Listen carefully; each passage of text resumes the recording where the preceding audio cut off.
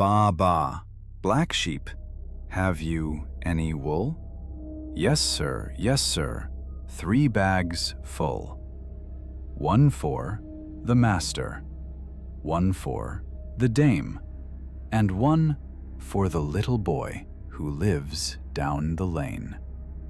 You know this song. Sang it as child, taught it to children. Simple, innocent. About sheep, about wool, about sharing, right? Wrong. This song is about medieval taxation, is about economic oppression, is about peasant anger against ruling class. This is political protest hidden as children's rhyme. And it's not alone. Nursery rhymes across cultures hide dark histories, political messages, social commentary, religious persecution, economic exploitation, violence, death, revolution, all disguised as innocent children's songs. Are you ready to learn what these songs really mean? Because once you know, you'll never sing them the same way again. Let's start with Baa Baa Black Sheep. The song dates to medieval England, 1300s. Wool was England's biggest export, biggest industry. Biggest source of wealth, English wool, was finest in Europe. Monasteries raised sheep. Peasants raised sheep. Nobles owned sheep. Everyone involved in wool trade. The wool tax was introduced 1275 by King Edward I. He needed money for wars in Wales, in Scotland, in France. Constant wars, constant need for funds, so he taxed wool heavily, very heavily. The tax was called maltote, evil tax. Even then, people knew it was oppressive. The tax took 1/3 of wool profit, 1 bag out of 3 going to king. This is where song comes from. 3 bags full, 1 for master, that's the king, the feudal lord, the tax collector. 1 for dame, that's the church. Monasteries also took share, religious tax, tithe. And 1 for little boy down lane, that's the poor. Shepherd, the peasant who did actual work, raised sheep, sheared wool, got 1 bag out of 3 while doing all labor. This wasn't fair. This wasn't just. This was exploitation. But peasants couldn't protest openly, couldn't criticize. King couldn't criticize. Church, that was treason. That was heresy. That meant death. So they protested. In song, in rhyme, in stories, passed down orally, taught to children, kept alive through generations, hidden in plain sight. Black sheep was deliberate choice. Black wool was less valuable than white, couldn't be dyed, worth less at market.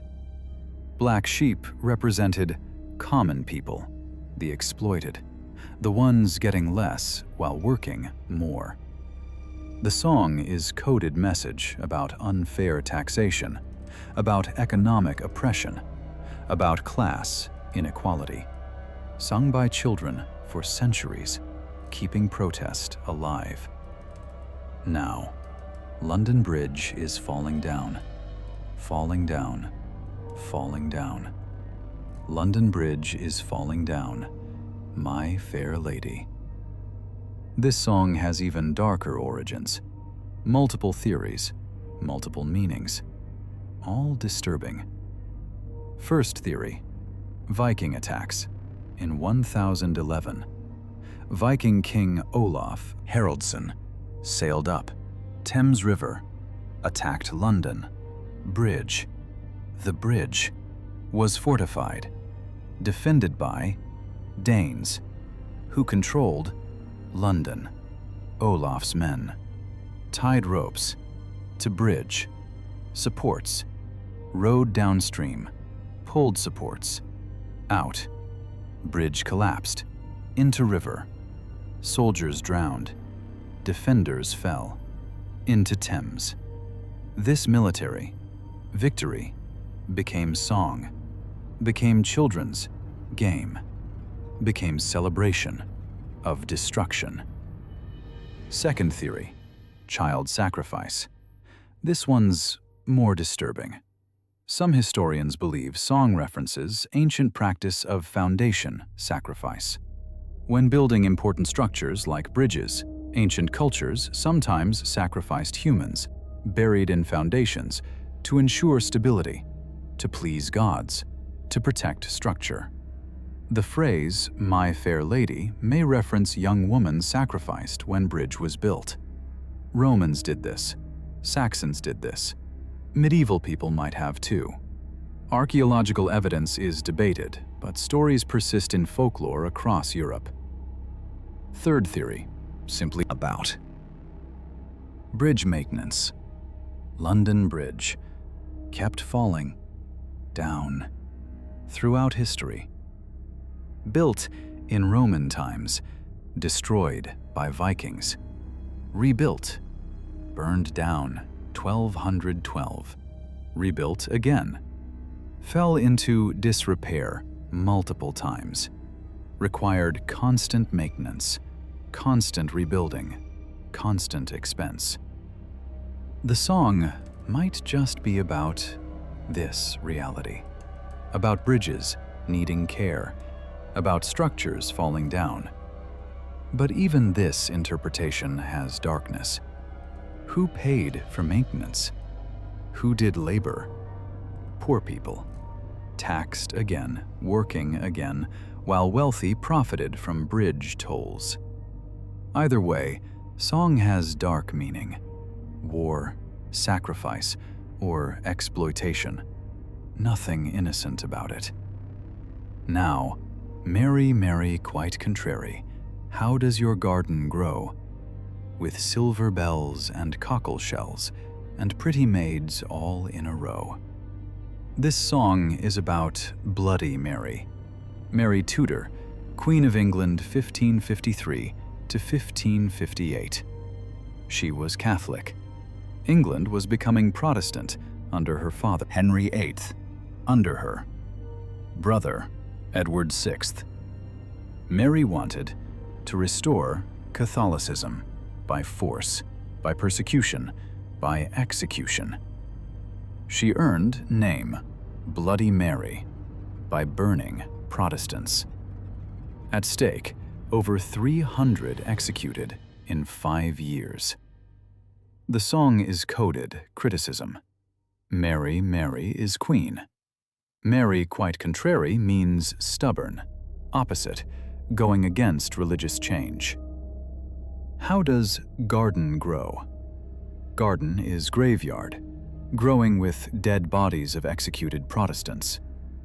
Silver bells are thumbscrews, torture device, crushed thumbs during interrogation, made silver bell sound when tightened. Cockle shells are genital torture devices used on men during interrogation, shaped like cockle shells, attached to genitals, tightened until confession or death. Pretty maids all in row is the maiden guillotine, early beheading device called maiden or the gibbet, bodies lined up for execution in rows.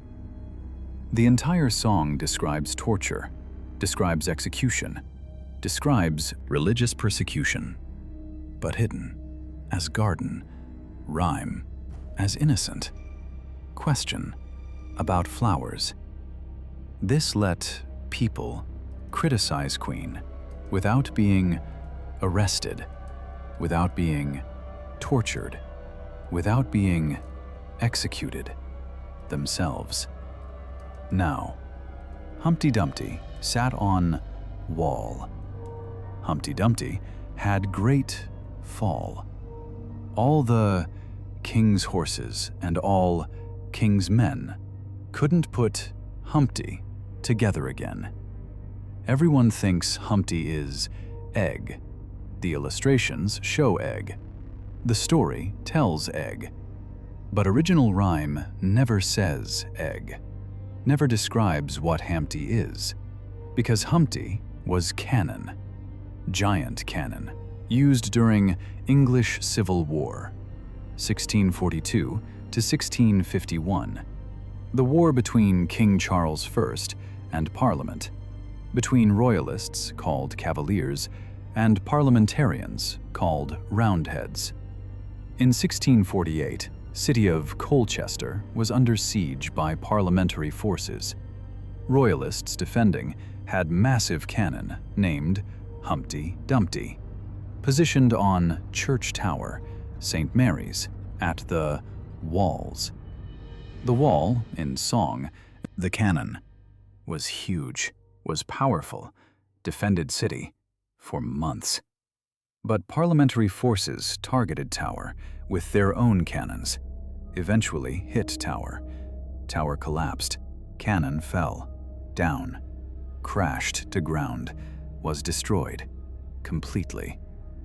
All king's horses, all king's men, royalist forces tried to move cannon, tried to repair it, tried to put it back up.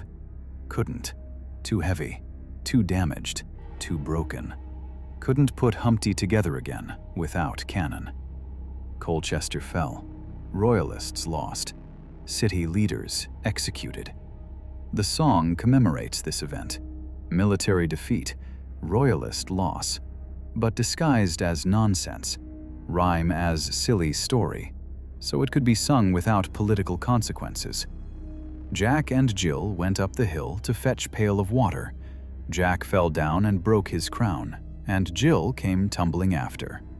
This song is darkest of all.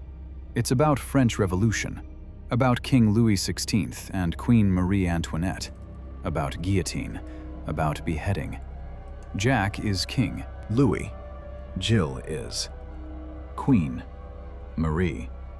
Going up, hill, is rise, to power, becoming king and queen.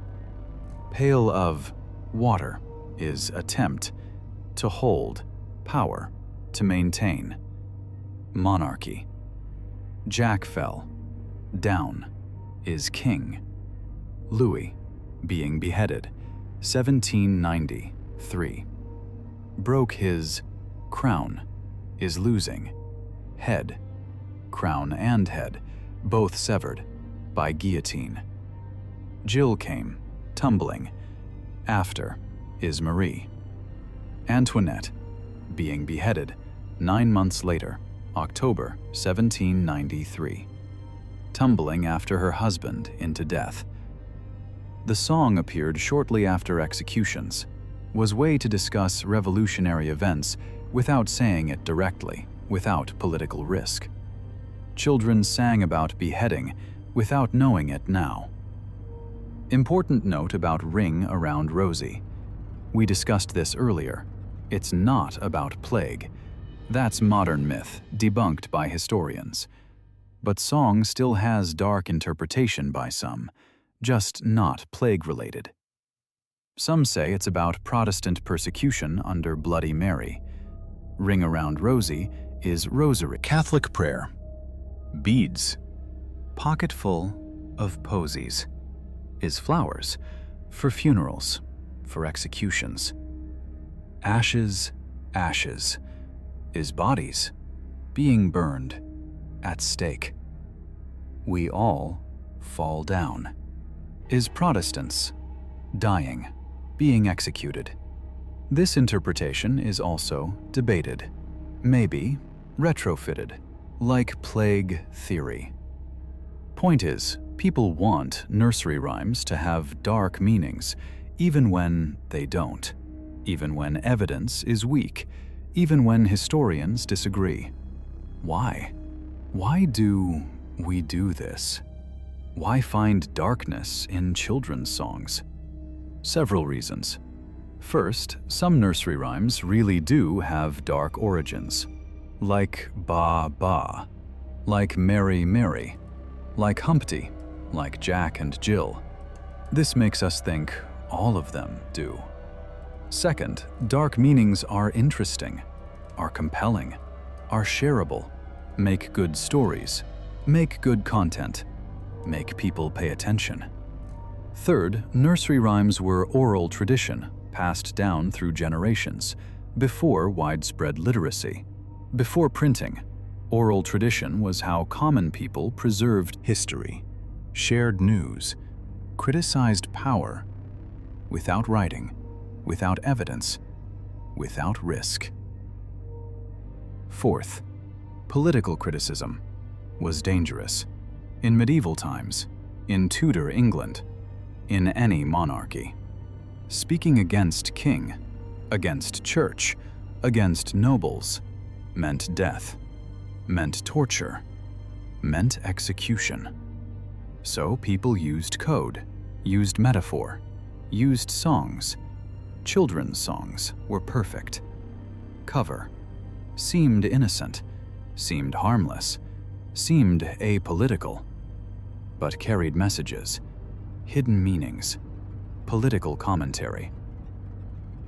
Fifth, these songs survived for reason, not just because catchy, not just because fun, but because they mattered. They meant something to people who sang them.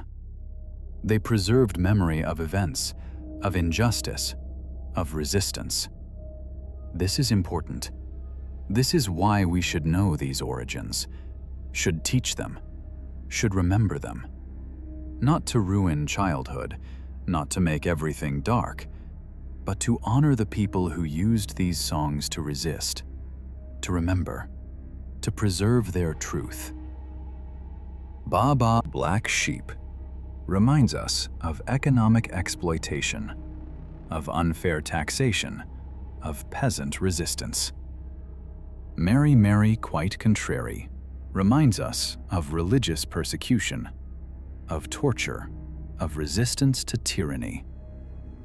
Humpty Dumpty reminds us of civil war, of divided nation, of choosing sides. Jack and Jill reminds us of revolution, of monarchy falling, of people rising up. These songs are history, our testimony, our resistance disguised as childhood innocence. This matters. This is why we remember, why we study, why we teach. Not all nursery rhymes have dark meanings. Some are just play, just fun, just nonsense. And that's okay too. But some do have meanings, do have history, do have purpose beyond entertainment. We should know difference, should research, should verify, should distinguish fact from fiction, history from myth, evidence from speculation. Like Ring Around Rosie, plague theory. That's myth, that's invented, that's false. But Baa Baa Black Sheep, wool tax, that's documented, that's historical, that's real. The difference matters. The truth matters. The evidence matters. So next, time. You sing nursery rhyme with child. Remember, it might have history, might have meaning, might have story beyond words. And if you're curious, research it. Look up origins, check sources, learn history. Teach children not to ruin fun, but to add depth, to add understanding, to add respect for people who came before, who used songs to resist, to remember, to survive.